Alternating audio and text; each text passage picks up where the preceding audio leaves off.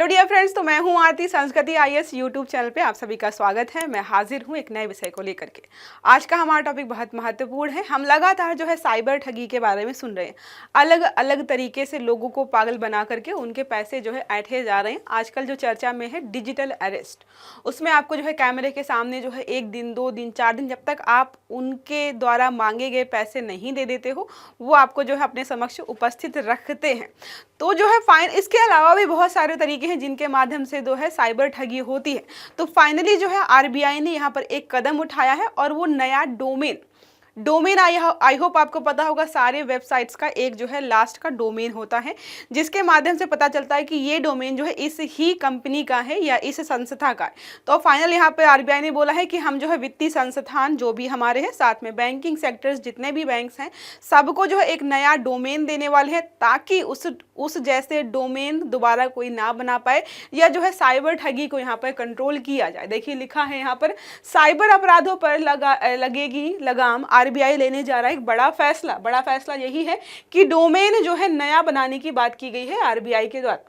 Domain सबको पता होगा, जितनी भी वेबसाइट्स होती हैं लास्ट में जो .com .in, मतलब उसके पहले जो भी नाम इस्तेमाल किया, ताकि पता लगे कि हाँ भाई ये इन्हीं का है, डोमेन नेम ये वही होता है। ठीक है, चर्चा में क्यों हुआ? तो भारतीय रिजर्व बैंक ने एक अहम कदम उठाया है ठगी को रोकने के लिए। जो है सभी बैंकों के लिए एक अलग डोमेन, जिसका नाम बैंकों के लिए जो है बैंक .in जो है यहाँ पर लाने का प्रयास किया जाएगा।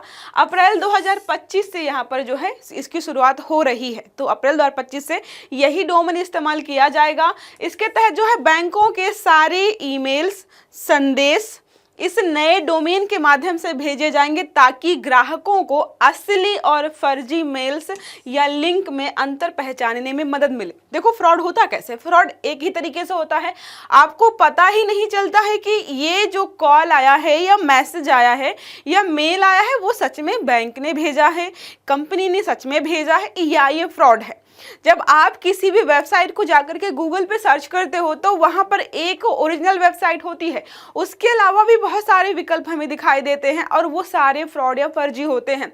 तो इसको कम करने के लिए अब नया डोमेन लाया गया कि आप जब वो डोमेन डालेंगे या जो है उस डोमेन से आपको सिर्फ और सिर्फ जो है बैंक ही मेल मैसेज वगैरह भेज पाएंगे, बाकी कोई दूसरा व्यक्ति नहीं भेज पाएगा।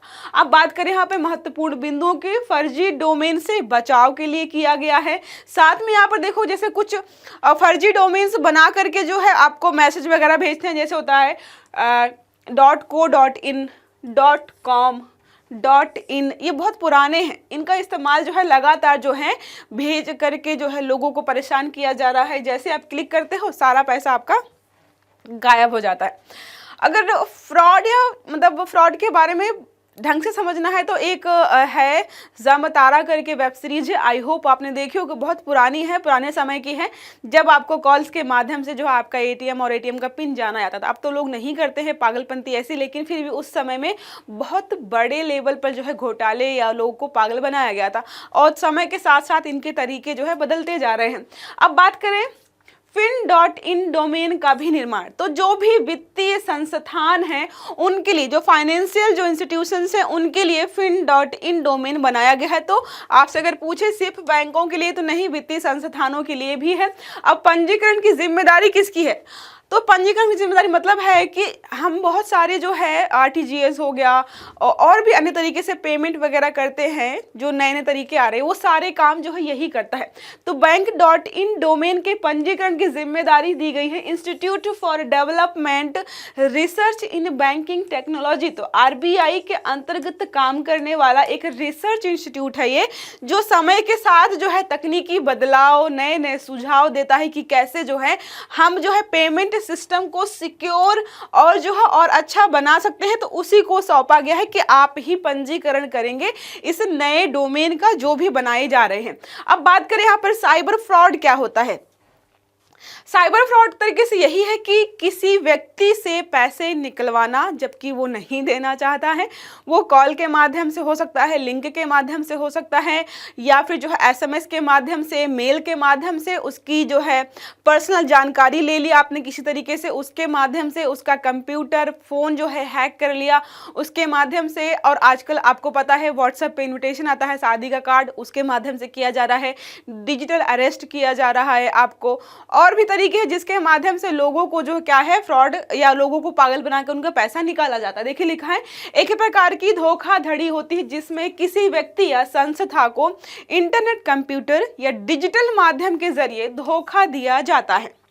इसमें धोखेबाज विभिन्न तरीकों और उपायों का इस्तेमाल करते हैं, जैसे कि फर्जी वेबसाइट बनाते हैं जिसमें आप क्लिक करोगे और जैसे ऐसे होते शॉपिंग साइट्स, आपको दिखाई देगा कि भाई बढ़िया शॉपिंग साइट से कपड़े बहुत अच्छे अच्छे सस्ते दिखा रहा है और वहां पे कैश ऑन डिलीवरी का ऑप्शन नहीं होगा। आप ऑर्डर प्लेस करेंगे, 2, 4, 5 हज़ार या 500, 600 का कपड़े नहीं आएंगे, आपको प्रोडक्ट नहीं रिसीव होगा। इसका मतलब जो है ये सोशल साइट्स बनाई है वेबसाइट के माध्यम से पैसे लोगों को ठग रहे हैं।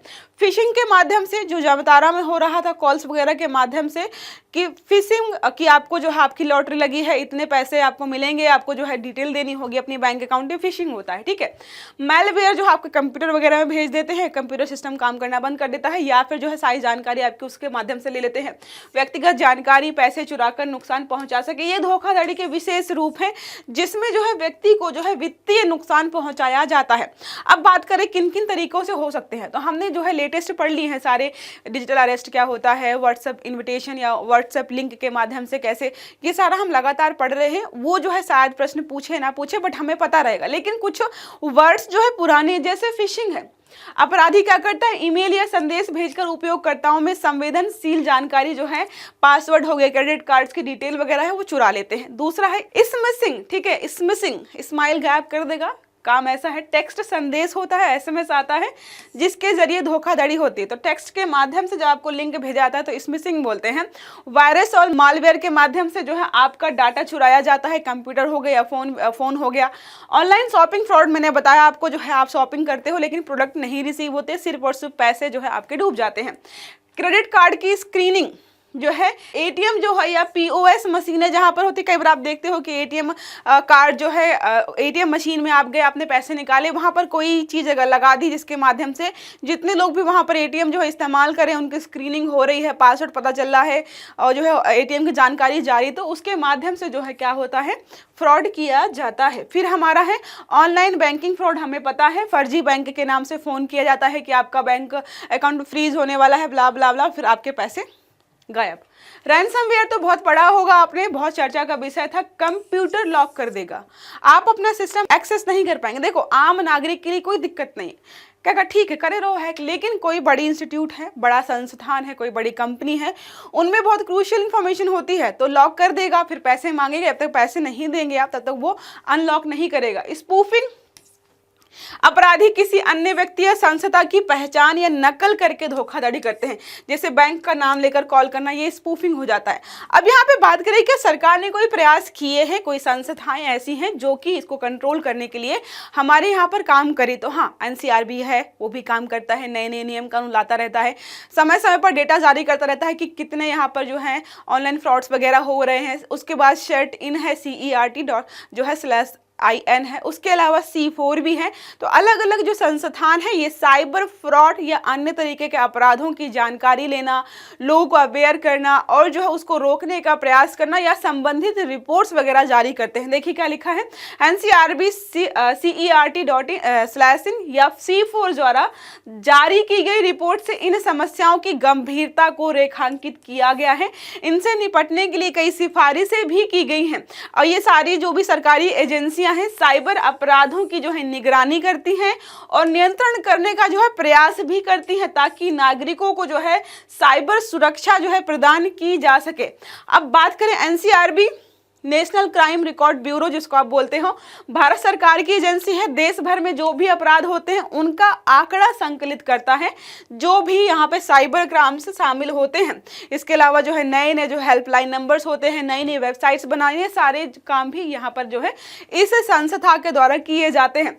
साइबर क्राइम में हो रही वृद्धि को ध्यान में रखते हुए एनसीआरबी ने साइबर क्राइम रिपोर्ट जो है जारी की है, जिसमें इंटरनेट और डिजिटल प्लेटफॉर्म्स पर होने वाली धोखाधड़ी, हैकिंग, डेटा चोरी आदि से संबंधित जानकारी होती है। तो कभी पूछे साइबर क्राइम रिपोर्ट कौन जारी करता है, तो एनसीआरबी जो है जारी करता है, ताकि लोगों को पता लगे, सरकार को भी पता रहे कि भाई इतने ज्यादा केसेस हो रहे हैं, बढ़ रहे हैं, कम हो रहे हैं, या किस क्षेत्र में ज्यादा अपराध हो रहे हैं।